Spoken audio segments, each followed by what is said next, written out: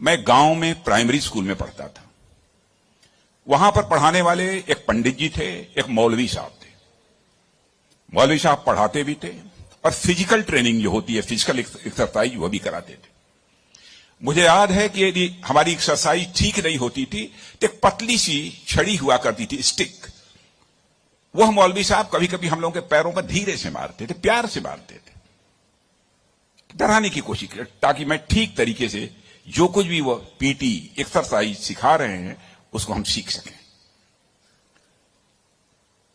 उसके बाद 38-39 इयर्स की एज में मैं जब उत्तर प्रदेश का एजुकेशन मिनिस्टर बना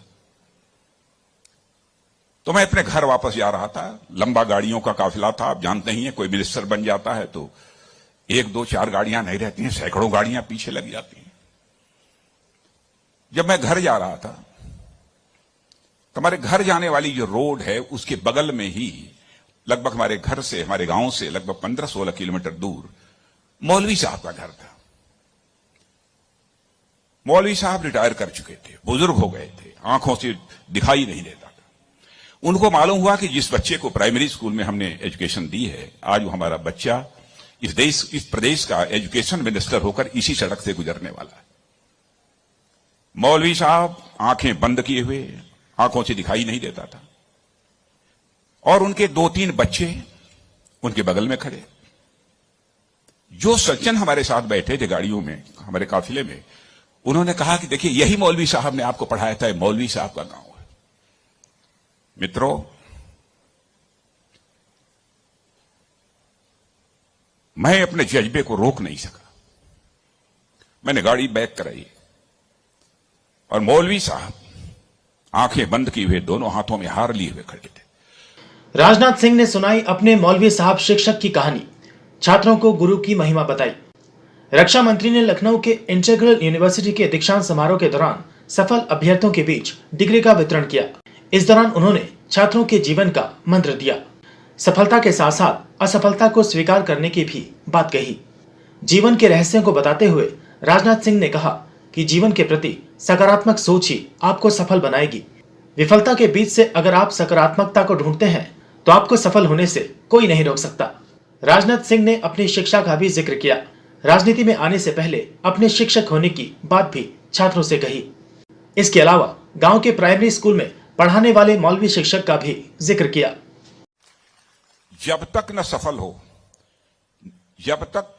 सफल हो नींद चैन को त्यागो तुम, संघर्ष का मैदान छोड़ मत भागो तुम, कुछ किए बिना ही जय जयकार नहीं होती, कोशिश करने वालों की कभी हार नहीं होती। और मित्रों, आज के बाद जब आप कैंपस से बाहर निकलेंगे तो आपके टीचर्स, मैं कहना चाहूंगा, भले ही यहीं रह जाएं, जो सारे टीचर्स यहां पर बैठे हैं, लेकिन सबकी, सारे आपके टीचर्स की ब्लेसिंग, दुआ, आशीर्वाद सदैव जिंदगी में आपके साथ होगा, चाहे आप जिंदगी के किसी भी मुकाम पर क्यों न पहुंच जाएं।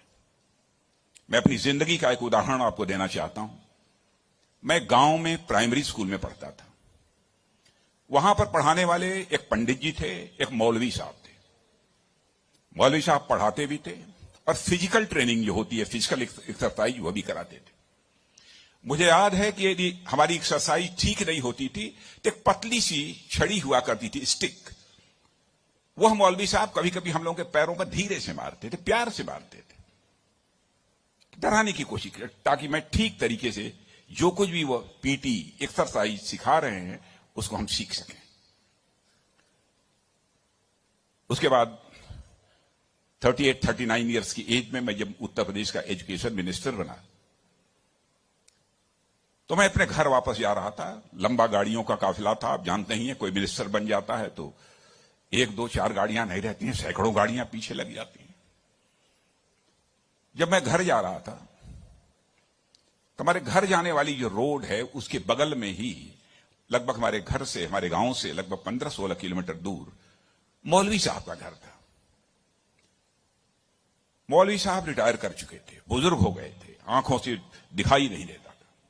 उनको मालूम हुआ कि जिस बच्चे को प्राइमरी स्कूल में हमने एजुकेशन दी है, आज वो हमारा बच्चा इस प्रदेश का एजुकेशन मिनिस्टर होकर इसी सड़क से गुजरने वाला है।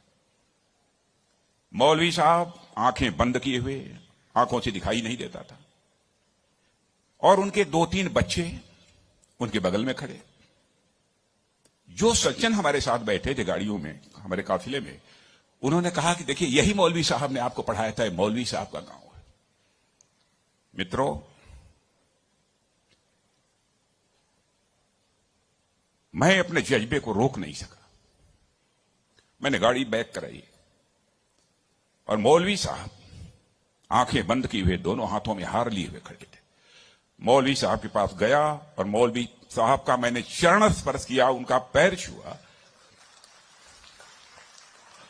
और मौलवी साहब की आंखों से तब तक आंसू चलते रहे जब तक कि मेरी गाड़ी वहां से नहीं गुजर गई। कल्पना करिए, वर्षों गुजर चुके थे, प्राइमरी स्कूल छोड़े हुए, उसके बाद मौलवी साहब से कभी भेंट नहीं हुई थी, लेकिन वह क्षण मैं अपनी जिंदगी में कभी नहीं भूल सकता। मैं चीफ मिनिस्टर भी थे तो आए थे एक बार मिलने के लिए। लगभग 3-4 हजार की भीड़ हमारे चीफ मिनिस्टर रेजिडेंस पर थी। किसी ने बतलाया कि वो सज्जन आए हैं, वो कह रहे हैं कि मैं तुम्हारे सीएम को मैंने पढ़ाया है। मैंने कहा है, कहा वो खड़े हैं। तो मैंने देखा कि मौलवी साहब, उनके बच्चे उनको पकड़ कर लाए। मौलवी साहब को मैंने बुलाया, बगल में चेयर पर बैठाया और उनका मैंने चरण स्पर्श किया। बच्चों, आपसे कहना चाहता हूं, बहुत लोग आजकल सो कॉल्ड प्रोग्रेसिव्स की मैं बात करना चाहता हूं।